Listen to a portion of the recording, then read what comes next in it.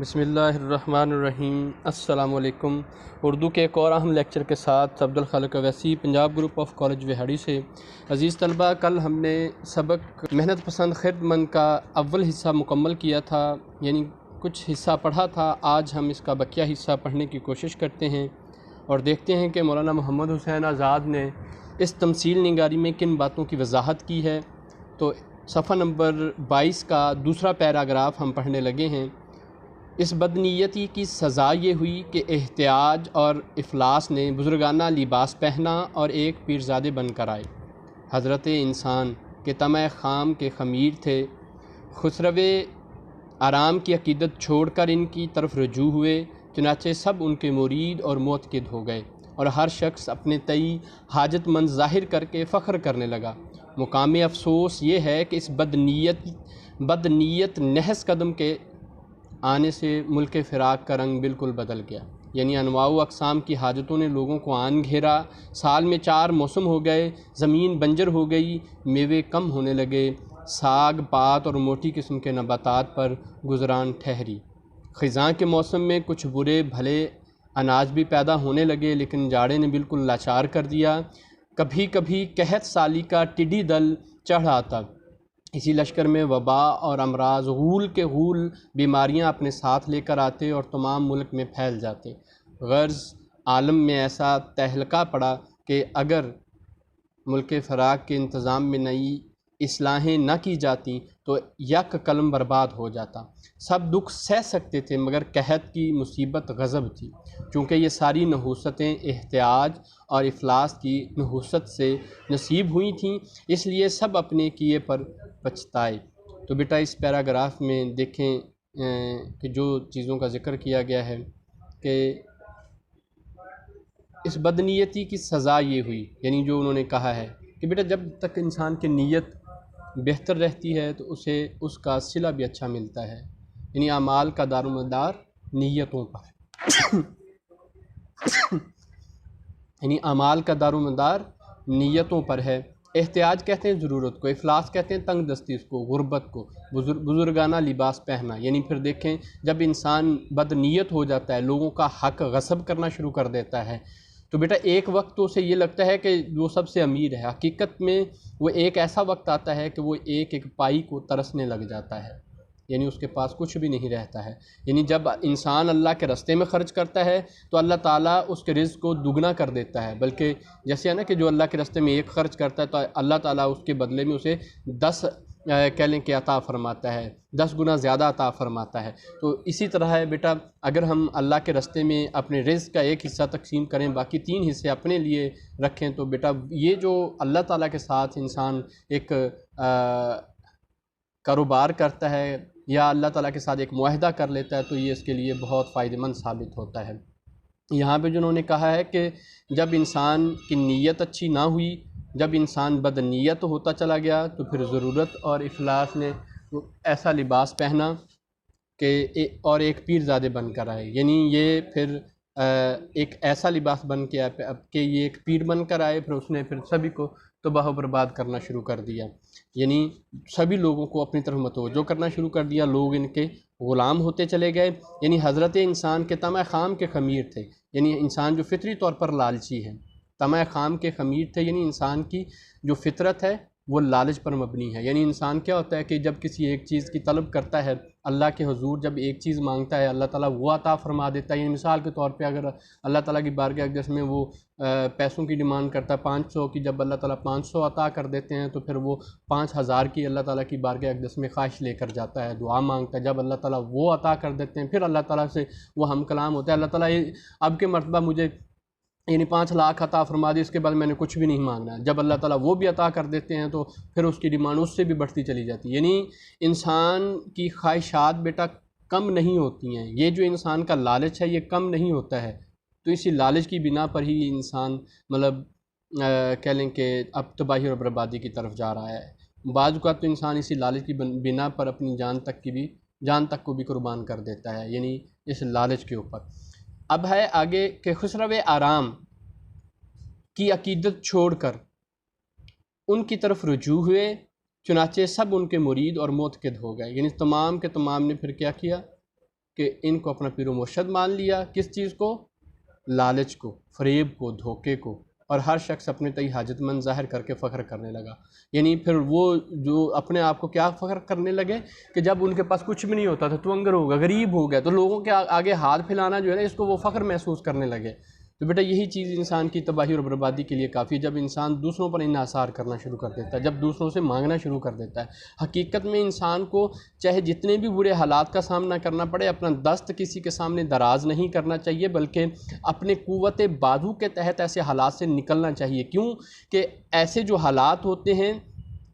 وہ انسان کو کسی کا احسان مند نہیں کرتے ہیں، بلکہ انسان جب ایسے حالات سے گزر جاتا ہے تو اسے بڑا پھر فخر ہوتا ہے کہ میں نے ایک وقت میں ایسے حالات بھی دیکھے تھے۔ لیکن جب کسی کا سامنے انسان ہاتھ پھیلاتا ہے، کسی کا احسان مند بن جاتا ہے، تو وہ اسے پوری زندگی شرمندہ کرتا ہے جب وہ ان لوگوں کے سامنے آتا ہے۔ تو ایسے حالات اگر وہ برداشت کر لیتا ہے تو اسے کسی کے سامنے سر جھکانا نہیں پڑتا ہے، کسی کے سامنے شرمندہ نہیں ہونا پڑتا ہے، بلکہ ایسے حالات پر پھر اسے فخر ہوتا ہے کہ میں نے ایسے حالات میں بھی کسی کے سامنے دست درازی نہیں کی ہے، اپنا ہاتھ نہیں پھیلایا ہے،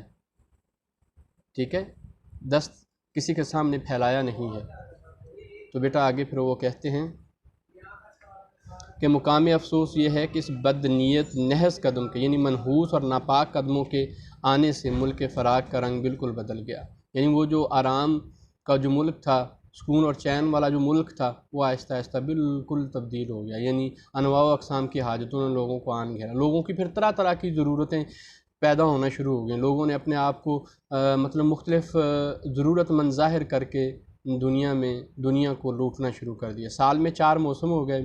زمین بنجر ہو گئی، یعنی 4 موسم ہو گئے، زمین بالکل تباہ و برباد ہو گئی، میوے کم ہونے لگے۔ بیٹا جب انسان جس خطے میں جھوٹ سے کام لیا جائے، جس میں عدل و انصاف کی کوئی قدر و کی اہمیت نہ ہو، جہاں پہ لوگوں کو بے دریغ قتل کیا جائے، جہاں پہ لوگوں کی کوئی حیثیت نہ ہو، لوگوں کے ساتھ درندوں جیسا سلوک کیا جائے، تو پھر بیٹا وہاں یعنی ان تمام چیزوں کا اثر پھر ان کی فصلوں پر یا ان کے اعمال کا جو اثر ہوتا ہے ان کے اموال پر، ان کے کھانے پینے کی چیزوں پر پڑتا ہے۔ بلکہ یہ کہا جاتا ہے کہ جو جاپان کے لوگ تھے، انہوں نے یعنی یہ ایک تحقیقات کی کہ انہوں نے 2 خطے زمین کے بوئے، ایک جیسا بیج، ایک جیسی زمین اور ایک جیسے ان کو کہہ لیں کہ کھاد وغیرہ یا سپرے وغیرہ کیے گئے، لیکن جو ایک جگہ پہ وہ بیٹھ کے نیک باتیں کرتے، یعنی اچھی باتیں کرتے، اور دوسری جگہ پہ بیٹھ کے مطلب بری باتیں کی جاتی۔ کہہ رہے ہیں کہ اسی چیز کا اثر یہ ہوا کہ جس جگہ پہ انہوں نے مطلب بیٹھ کے اچھی باتیں کی تھیں، وہاں کی فصل اچھی تھی، حالانکہ اس کو بیج بھی ایک جیسا ایک طاقت والا دیا گیا، زمین بھی ایک جیسی تھی، اور کھاد وغیرہ بھی ایک جیسی دی گئی، پانی بھی ایک جیسا دیا گیا، لیکن وہاں کی جو فصل تھی، جو نیکی جہاں پہ بیٹھ کے وہ کرتے تھے، اچھے اعمال تھے جن لوگوں کے، ان کو وہاں پہ بھیج دیتے، تو وہاں کی فصل زیادہ ہوئی ہے۔ جہاں پہ بیٹھ کے وہ بری باتیں کرتے تھے، وہاں کی فصل جو تھی وہ پھر اچھی نہیں ہو پائی ہے۔ تو بیٹا انہی چیزوں کا تذکرہ یہاں پہ شاعر کرنا چاہ رہے ہیں کہ پھر زمین بھی بنجر ہو گئی، یعنی وہاں پہ پھر جو فصلیں تھیں وہ بھی کم ہونا شروع ہو گئی، یعنی ساگ پات یعنی سبزیاں اور موٹی قسم کے نباتات پر گزران ٹھہری۔ یعنی پھر انسان نے یعنی ان چیزوں پر جب چیزیں کم ہونا شروع ہو گئیں تو آہستہ آہستہ پھر ان کی کمی پیدا ہونا شروع ہو گئی۔ خزاں کے موسم میں کچھ برے بھلے اناج بھی پیدا ہونے لگے، لیکن جاڑے نے بالکل لاچار کر دیا۔ حالانکہ خزاں جو ہے وہ ایسا پتہ جھڑ کا موسم ہوتا ہے، لیکن پھر بھی اس میں کچھ کھانے پینے کی چیزیں مل جاتی تھی، لیکن جو سردی کا موسم تھا اس میں تو بالکل خشک سالی کا ٹڈی دل جو تھا وہ یعنی ہجوم جو تھا وہ وہاں پہ چڑھا تھا۔ اسی لشکر میں پھر امراض غول کے غول بیماریاں پھیلانے لگے، یعنی پھر بیماریاں جو تھیں وہ بھی بڑی تعداد میں آنے لگیں اور تمام ملک میں پھیل جاتے۔ غرض عالم میں ایسا تہلکہ پڑا کہ اگر ملک فراق کے انتظام میں پھر انہوں نے کیا کیا کہ جب ایسے حالات کو دیکھا، کچھ لوگ دور اندیش بھی ہوتے ہیں، جب انہوں نے ایسے حالات کو دیکھا تو پھر انہوں نے اس کے لیے کچھ اصلاحیں کی، دیکھا کہ ایسے حالات سے ہم کس طرح نکل سکتے ہیں۔ جیسے وہ شعر ہے نا کہ اس بستی میں کون ہمارے آنسو پونچھے گا، اس بستی میں کون ہمارے آنسو پونچھے گا، جس کو دیکھو اس کا دامن بھیگا لگتا ہے۔ اور ارشاد باری تعالیٰ بھی ہے، انسان کے لیے وہی کچھ ہے جس کے لیے وہ کوشش کرتا ہے۔ آگے ہم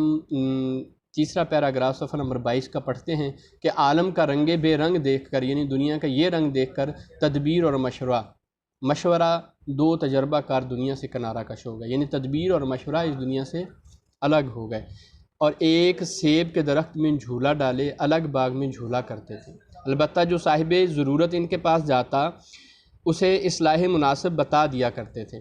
یہ سب مل کر ان کے پاس گئے کہ برائے خدا کوئی ایسی راہ نکالیے جس سے احتیاج و افلاس کی بلا سے بندگان خدا کو نجات ہو۔ وہ بہت خفا ہوئے اور کہا کہ اپنے کیے کا علاج نہیں، یعنی اپنی گناہوں کی تلافی نہیں۔ خسرو آرام ایک فرشتہ سیرت بادشاہ تھا، تم نے اس کا حق شکر نہ ادا کیا اور اس آفت کو اپنے ہاتھوں سر لیا۔ یہ افلاس ایسی بری بلا ہے کہ انسان کو بے کس اور بے بس کر دیتی ہے۔ مانگے تانگے کے سوا خود اس کا کچھ پیشہ نہیں۔ دیکھو اسی نے ملک فراق کو کیسا تباہ کر دیا کہ دلوں کے باغ ہرے بھرے ویران ہو جاتے ہیں۔ اب اس کے نکلنے کی کوئی صورت بھی سمجھ میں نہیں آتی، مگر یہ کہ ہم نے سنا ہے احتیاج افلاس کا ایک بیٹا بھی ہے جس کا نام محنت پسند خرد مند ہے۔ اس کا رنگ ڈھنگ کچھ اور ہے، کیونکہ اس نے امید کا دودھ پیا ہے، ہنر مندی نے اسے پالا ہے، کمال کا شاگرد ہے۔ ہو سکے تو جا کر اس کی خدمت کرو، اگرچہ اسی کا فرزند ہے، لیکن اول تو سلطنت کا مقدمہ درمیان ہے، دوسرا ماں کے دودھ کا زور اس کے بازوؤں میں ہے، استاد کی پھرتی اور چالاکی طبیعت میں ہے، شاید کچھ کر گزرے۔ اچھا بیٹا، اب ہم اسے دیکھتے ہیں کہ دنیا کا جو رنگ ہے وہ بالکل مختلف یعنی کہ تبدیل ہو گیا۔ جب ایسی حالت ہوتی ہے تو بیٹا جو کہہ لیں کہ عقل مند لوگ ہوتے ہیں نا، پھر وہ دنیا سے ایسی حالت کو دیکھ کر سائڈ پہ ہو جاتے ہیں، یعنی باشعور لوگ جو ہوتے ہیں، پھر وہ نہ تو اس پہ بحث کرتے ہیں اور نہ ہی کسی کہہ لیں کہ کام میں وہ حصہ لیتے ہیں لوگوں کو۔ لیکن یہ ہے کہ اگر کوئی بندہ ان کے پاس اصلاح کے لیے یا ان کے اپنی بہتری کے لیے جاتا ہے تو انہیں پھر وہ ضرور اصلاح و مشورہ دے دیتے ہیں۔ یہ بیٹا ایک تمثیل نگاری ہے جس کا ہم پہلے بھی ذکر کر چکے ہیں کہ اب چیزیں کچھ اور ذکر کی گئی ہوں گی، سمجھانا مقصد انسانوں کو ہوتا ہے۔ تو بیٹا جو دور اندیش لوگ ہوتے ہیں، فلسفی لوگ ہوتے ہیں، تو وہ دنیا کے ایسے حالات کو دیکھ کر پھر ایک سائڈ پہ ہو جاتے ہیں، اصلاح ضرور کرتے ہیں لیکن ان لوگوں کی جو ان کے پاس مشورے کے لیے حاضر ہوتے ہیں۔ تو وہ مطلب ایک الگ سیب کے درخت کے نیچے جھولا ڈالے باغ میں جھولا کرتے تھے، البتہ جو صاحب ضرورت ان کے پاس جاتا اسے اصلاح مناسب بتا دیا کرتے تھے۔ تو پھر کیا ہوا کہ جب لوگوں نے دیکھا کہ یہ تو بہت تباہی بربادی ہے، جب اپنے حالات سے اپنے کیے پر بڑے پریشان ہوئے تو پھر وہ تدبیر اور مشورے کے پاس جاتے ہیں کہ ہمیں کوئی مشورہ دیں کہ ہم ایسے حالات سے نکلیں، ورنہ ایک وقت ایسا آئے گا کہ ہم ایک دوسرے کا گوشت نوچ نوچ کے کھا جائیں گے، یعنی ہم اس قدر لالچی بن جائیں گے تو ہم ایک دوسرے کو کھانا شروع کر دیں گے۔ تو پھر بیٹا اس نے مشورہ دیا کہ آپ ایسا کریں، پہلے تو اسے شرم دلائی، انہیں تھوڑا سا احساس دلایا کہ آپ لوگوں نے یہ بہت بڑا ظلم کیا اپنی جانوں پر، تو لہٰذا چلیں کوئی بات نہیں، اس کا حل ہے، اور حل کیا ہے کہ آپ محنت پسند خرد مند کے پاس جائیں۔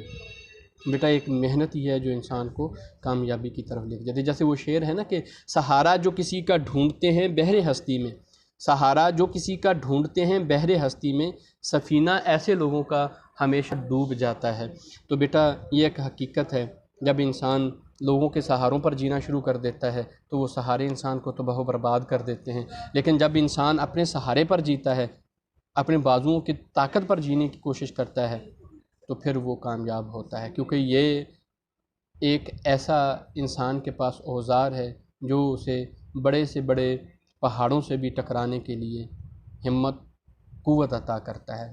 پھر انسان پہاڑوں کے دل چیر کر بھی وہاں سے نکل جاتا ہے، وہ سمندروں کے بیچ میں سے ہی اپنا رستہ بنا لیتا ہے۔ تو لیکن جب انسان کا ارادہ پختہ ہو جاتا ہے، لیکن جب انسان مطلب ایک چھوٹی سی پریشانی آ جائے یا کوئی چھوٹی سی مشکل آ جائے تو اس مشکل کو اپنے سامنے پہاڑ بنا لے تو وہ کبھی بھی پھر اس میں کامیاب نہیں ہو سکتا ہے۔ پھر آگے بیٹا اسی پیراگراف کا جو دوسرا 23 صفحہ پر بقیہ حصہ وہ پڑھتے ہیں کہ شاید کچھ کر گزرے، تدبیر اور مشورے کا سب نے شکریہ ادا کیا اور سیدھے محنت پسند خرد مند کے سراغ پر آئے۔ دامن کوہ میں یعنی پہاڑ کے دامن میں دیکھا کہ ایک جوان قوی ہیکل کھڑا ہے، یعنی تندرست توانا، چہرہ اس کا ہوا سے جھرایا ہوا یعنی مرجھایا ہوا، دھوپ سے تمتمایا ہوا یعنی چمکتا ہوا، مشقت کی ریاضت سے بدن انٹھا ہوا، یعنی جو بدن تھا اس کا انتہائی سخت و تنا ہوا تھا، یعنی محنت سے مشقت سے پسلیاں ابھری ہوئیں، ایک ہاتھ میں کچھ کھیتی کا سامان، ایک ہاتھ میں معماری کے اوزار لیے ہانپ رہا ہے، یعنی راجگیری کے، یعنی وہ جو گھر وغیرہ بنانے کے سامان ہے نا وہ اس کے پاس ہے۔ اور ایسا معلوم ہوا کہ ابھی ایک برج کی عمارت کی بنیاد ڈالی ہے. برج کہتے ہیں گنبد، یعنی ابھی ایک گنبد کی اس نے بنیاد رکھی ہے. سب نے جھک کر سلام کیا اور ساری داستان اپنی مصیبت کی سنائی. تو بیٹا جب انسان محنت، مشقت اور قوت سے اپنے یعنی ارادوں کو تقویت پہنچاتا چلا جاتا ہے، اپنے کہہ لیں کہ مقاصد کی طرف چل نکلتا ہے، تو انسان کے سامنے منزلیں بھی طے ہوتی چلی جاتی ہیں. جیسے وہ شعر ہے نا کہ ہوئی جاتی ہے کیوں بے تاب منزل، ہوئی جاتی ہے کیوں بے تاب منزل، مسلسل چل رہا ہوں آ رہا ہوں. تو یہ بیٹا چیز ہے کہ جب انسان ایک قدم اٹھاتا ہے تو دوسرا قدم اٹھانے کی ہمت اللہ تعالیٰ کی ذات اقدس عطا فرما دیتی ہیں. جب انسان لوگوں کے سامنے ہاتھ پھیلانا شروع کر دیتا ہے تو پھر انسان کے ہاتھ کچھ بھی نہیں آتا ہے، بلکہ کیا ہوتا ہے انسان اور زیادہ مجبور ہونا شروع ہو جاتا ہے. انسان پھر کہہ لیں کہ منزل کی طرف تو نہیں پہنچ سکتا ہے، یہ ہے کہ وہ رستے میں در بدر کی ٹھوکریں ضرور کھاتا ہے. جیسے وہ شعر ہے نا کہ مانگے کی روشنی سے نہ پاؤ گے راستہ، مانگے کی روشنی سے نہ پاؤ گے راستہ، اس تیرگی میں لے کے خود اپنے کمل چلو. تو آگے کو اور پیراگراف صفحہ نمبر 23 کا دوسرا پیراگراف ہم پڑھتے ہیں. وہ انہیں دیکھتے ہی ہنسا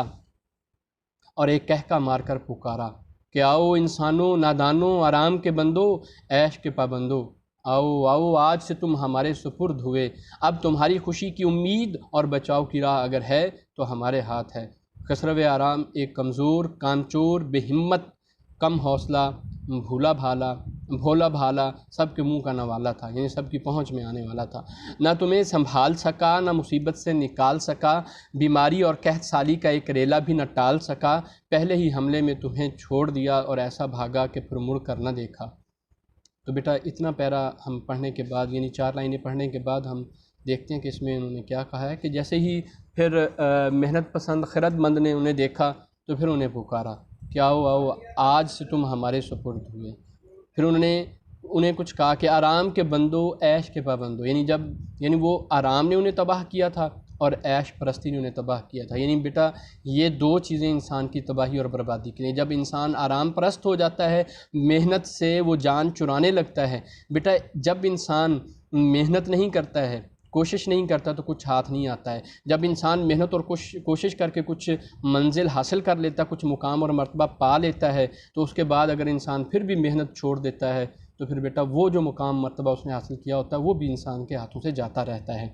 تو عیش پرستی یعنی جب انسان نے کچھ مقام اور مرتبہ حاصل کیا ہوتا ہے لیکن عیش پرستی کی بدولت وہ مقام اور مرتبہ بھی کھو دیتا ہے، اپنے آباء و اجداد کی عزت و احترام کو بھی دنیا میں پامال کر دیتا ہے اور اپنی تو عزت کی اسے کچھ پرواہ نہیں ہوتی ہے، تو وہ لوگ دنیا میں کبھی بھی کامیاب نہیں ہو سکتے ہیں. تو اب وہ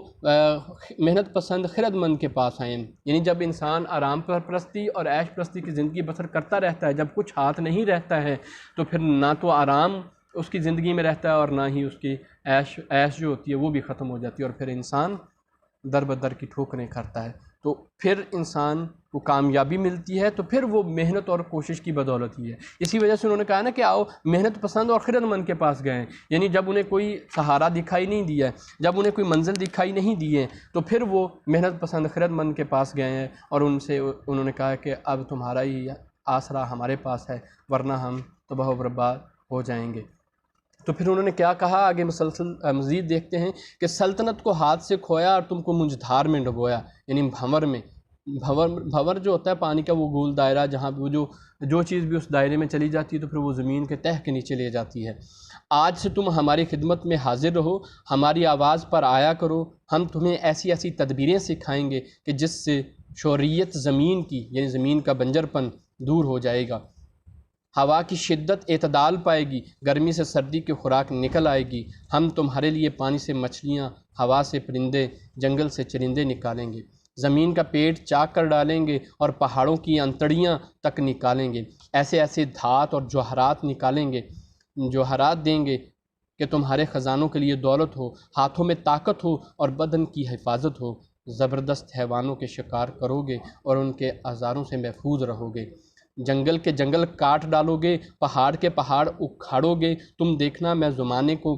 زمانے کو وابستہ تدبیر اور تمام عالم کو اپنے ڈھب پر تسخیر کر لوں گا. تو بیٹا اب دیکھیں اس نے اسے یعنی ان لوگوں کو ہمت دلائی ہے، حوصلہ دلایا ہے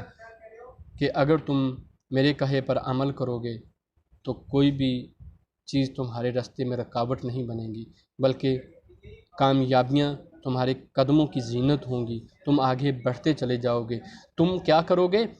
کہ صحراؤں میں خوبصورتیوں کو سجاؤ گے، جنگلوں میں یعنی کہ شہر بساؤ گے، سمندر کی تہوں میں سانس لو گے، لیکن کس کی بدولت؟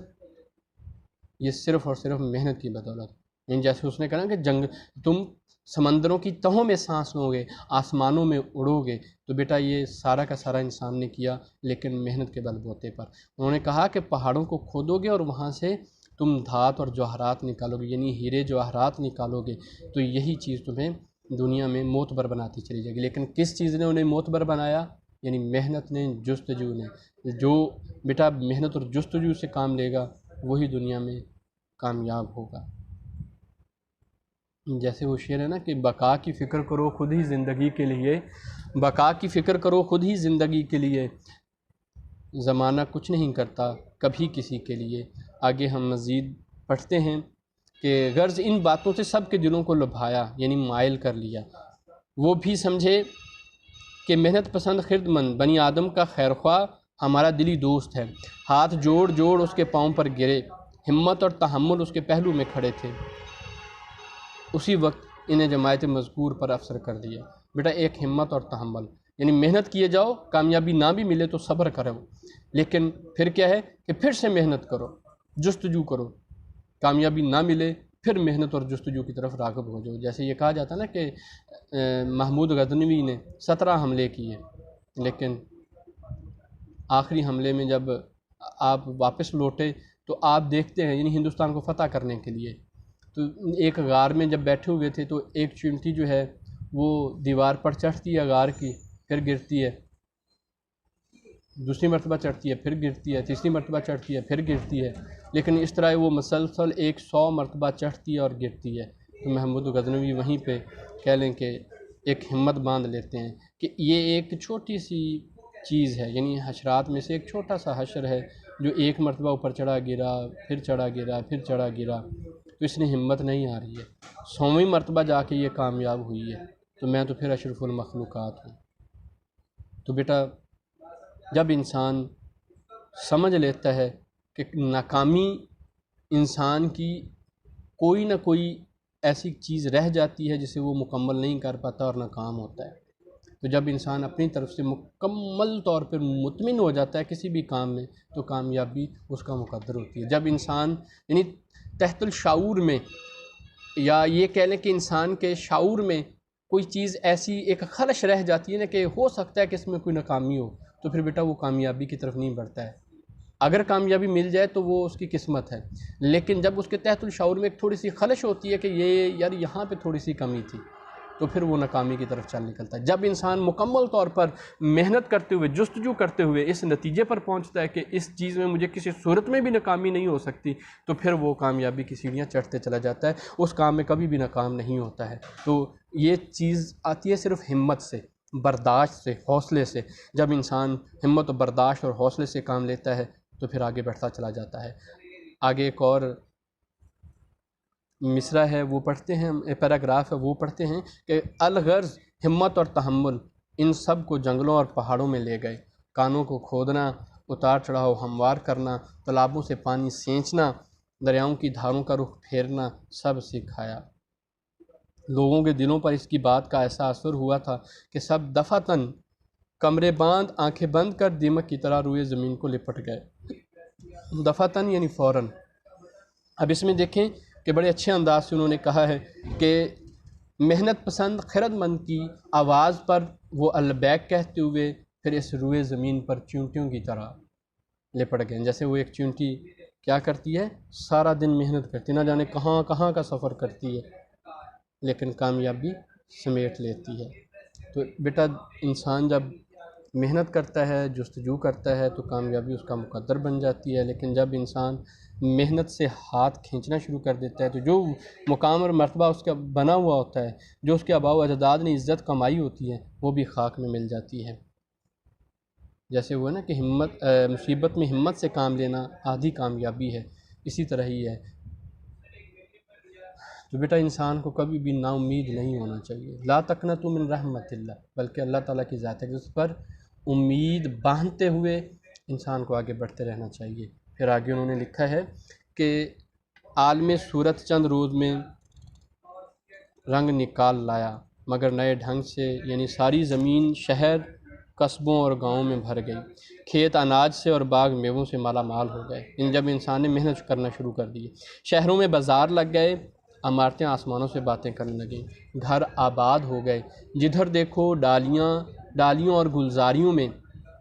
میوے دھرے، دسترخوان گھروں میں سجے، ذخیرے غلوں سے بھرے، کیا گھر کیا باہر، سب کے سوا کچھ نظر ہی نہ آتا تھا۔ غرض محنت پسند خرد مند نے اس فرما بردار ریت کی بدولت یہ کامیابیاں اور فتوحات نمایاں حاصل کر کے سلطان محنت پسند کا لقب حاصل کیا اور جا بجا ملک اور شہر قائم کر کے اپنی سلطنت جمائی نرنگ خیال۔ تو بیٹا یہ اس کتاب سے یہ سبق لیا گیا ہے۔ بیٹا جب دیکھیں کہ انہوں نے محنت کی، جستجو کی، تو کائنات میں یہ ساری کی ساری ترقی انسان کی محنت اور جستجو کی بدولت ہے کہ یہ شہر سجے، قصبے سجے، اور یہاں پہ بڑی بڑی عمارات بنائی گئی ہیں، جو کچھ بھی پیدا کیا گیا ہے تو یہ بیٹا سارا کا سارا انسان کی محنت اور جستجو ہی کی بدولت ہوا ہے۔ اگر انسان محنت نہ کرتا تو آج انسان اس ترقی پر نہ پہنچا ہوا ہوتا۔ تو بیٹا یہ سارے کے سارے جو رنگ ہیں، یہ سارے کے سارے رنگ محنت ہی کی بدولت ہے۔ کائنات جو اتنی خوبصورت بن گئی ہے یا مزید بن جائے گی تو یہ محنت کے بل بوتے پر ہی ہے۔ تو میدانی زندگی میں نہیں بیٹھنے سے کام، میدانی زندگی میں نہیں بیٹھنے سے کام، گر پاؤں ٹوٹ جائیں یہاں سر کے بل چلو۔ ایک اور شعر ہے، رنگ لاتی ہے ہنا پتھر پہ پس جانے کے بعد، رنگ لاتی ہے ہنا پتھر پہ پس جانے کے بعد، سرخرو ہوتا ہے انسان سختیاں سہنے کے بعد۔ تو بیٹا یہ آپ کا سبق تھا جو ہم نے مکمل کر دیا ہے، تو یہ اپنے اچھی طرح تیار کر لینا ہے۔ اور اس کی جو مشق ہے اس میں رموز اوقاف کچھ سمجھائے گئے ہیں، وہ بھی آپ لوگوں نے تیار کر لینے ہیں۔ یہ ایک لیکچر میں نے رموز اوقاف آپ لوگوں کو سمجھا دیے ہیں، وہ الگ سے ایک لیکچر موجود ہے، تو وہاں سے آپ چیک کر سکتے ہیں۔ تو انشاءاللہ صحت و زندگی کسی اور لیکچر کے ساتھ آپ لوگوں کی خدمت میں حاضر ہوں گے۔ تب تک کے لیے اجازت دیجیے، اللہ حافظ والسلام۔